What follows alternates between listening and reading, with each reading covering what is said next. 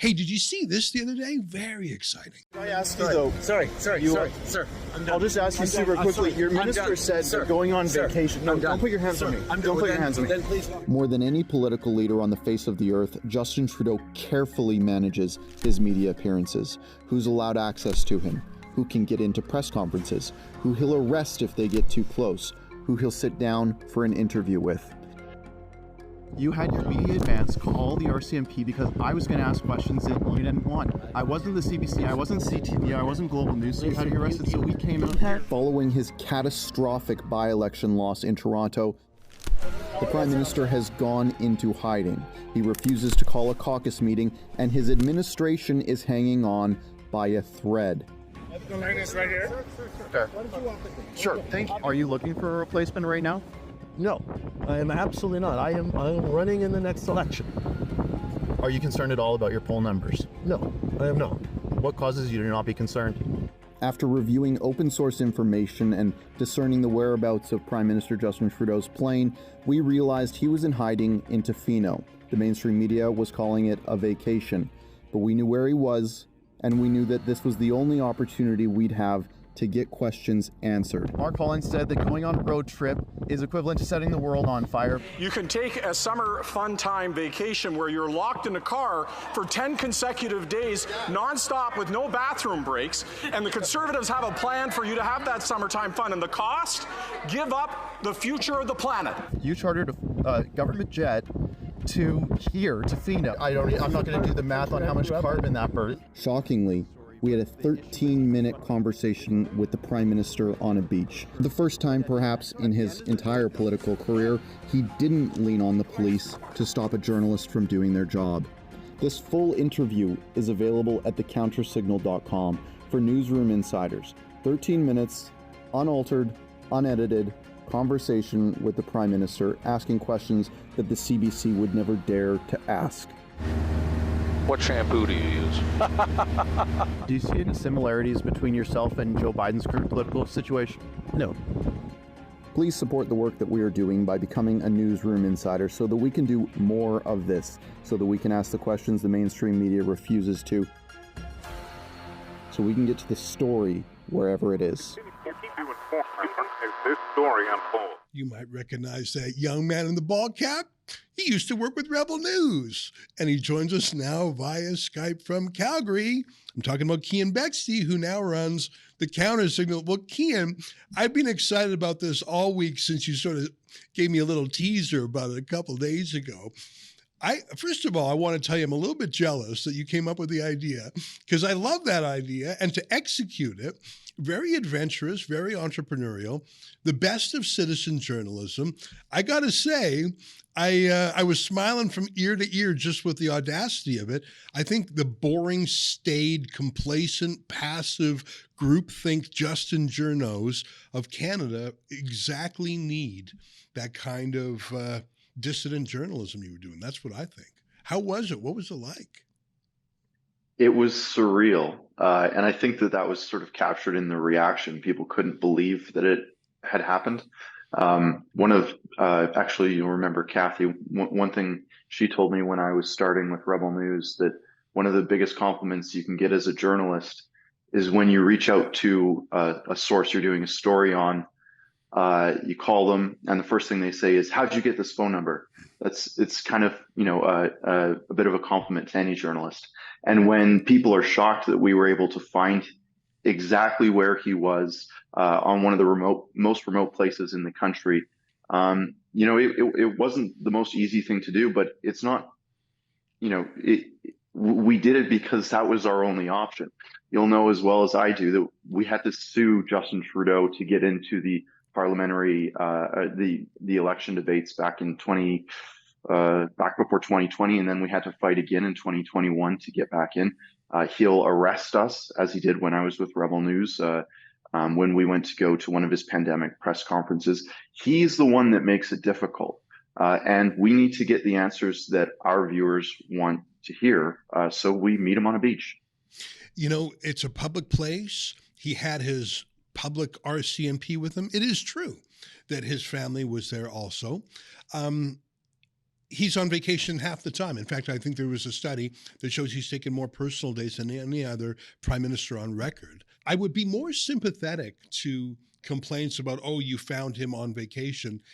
First of all, if he wasn't on vacation all the time. Second of all, if he wasn't lecturing you and me, not to have so many gas-guzzling vacations. But most important of all, he refuses to let journalists he doesn't like talk to him at the official places.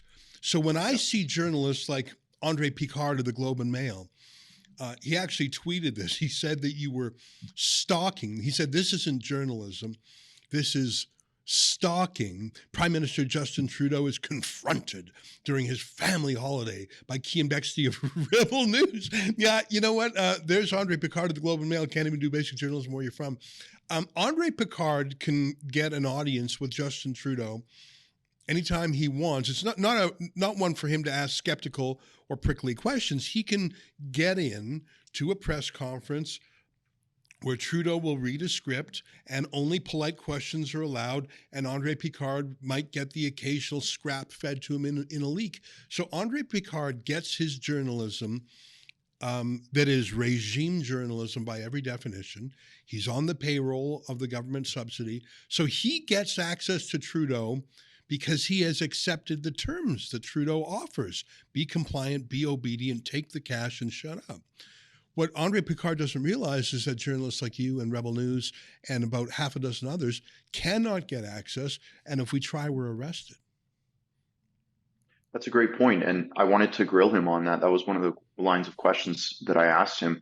I confronted him for the first time after it's been 5 years now since I was arrested outside of his house with our cameraman with Rebel, and he's never answered for that. And he didn't really answer it on the beach either. He is really good at evading questions. That's why he's managed to stay in the position that he's been in for so long, is he doesn't really answer the question. And when he does, he ends up lying, as he did multiple times. We tried to add some visuals onto the screen so that we could hold him accountable and give context to our viewers that he actually kind of was full of it a lot of the time, especially when talking about the Online Harms Act and when talking about his vacation schedule, which he says he works harder than the vast majority of Canadians. Which I think is just outrageous. Anyone who works two jobs, a single mother, is going to be scratching their head when they watch that, wondering why exactly the Prime Minister, who's able to afford a luxury vacation for 1/3 of the year, why he thinks that his job is harder than hers. And as you know, I work more days a week than the vast majority of Canadians. You've actually taken hundreds of vacation days last year. Hold on. I'll let you finish. Sorry. You can do the math. Glenn McGregor did the math last year, pointed out how many days I work as Prime Minister, and it's equivalent of working every single day of the week and Saturday and not taking any day off, not any bank holidays, not 2 weeks of vacation, nothing. I work incredibly hard, and I get to be dad with my kids with nothing else going on for 10 minutes. You know, you showed a few clips there in that trailer we played of you being, I'm not sure if arrest is the right word, but you were detained. When an officer puts their hands on you, that's actually the legal definition of an arrest. You're being detained. You were frog marched off of government property. You showed our friend David Menzies being slammed up against the wall, who had been waiting to ask Trudeau a question. You just mentioned about how he banned us from the leaders' debates. Tell us a little bit about when you first encountered him. He had his security sort of around there. You were going in low key. You just had a cell phone as a microphone, and your colleague had a cell phone, I presume, as a camera. Nothing big that would say professional media. It looked like you were just a couple on the beach. So I think you probably came in under the radar. Tell us what that was like, and then I'm going to play the clip of when the RCMP sort of realized that you're there to engage with them and they swarm. But I can imagine your heart was racing when you saw him and moved in. You wanted to move in quickly, but probably not so quickly that you would trip an alarm. Just give us that TikTok. That's exactly right. Yeah. So you see him there, you identify him, then what do you do? Well, I'll go back a little bit further. I get to Tofino. I land on the seaplane there. I get picked up by my colleague who lives on the island, who met me in Tofino. We drive around. It's really easy to find where Justin Trudeau is at any time when you know what an RCMP officer who's undercover looks like.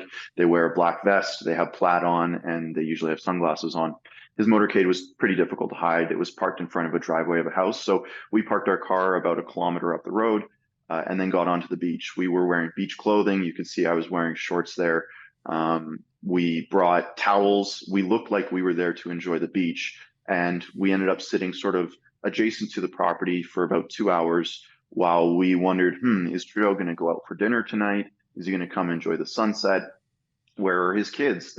We had no idea where they were, if his family was even with him. There was no, it was actually a public interest story at that point. Did he have, we didn't know. Was Sophie there? Was someone else there?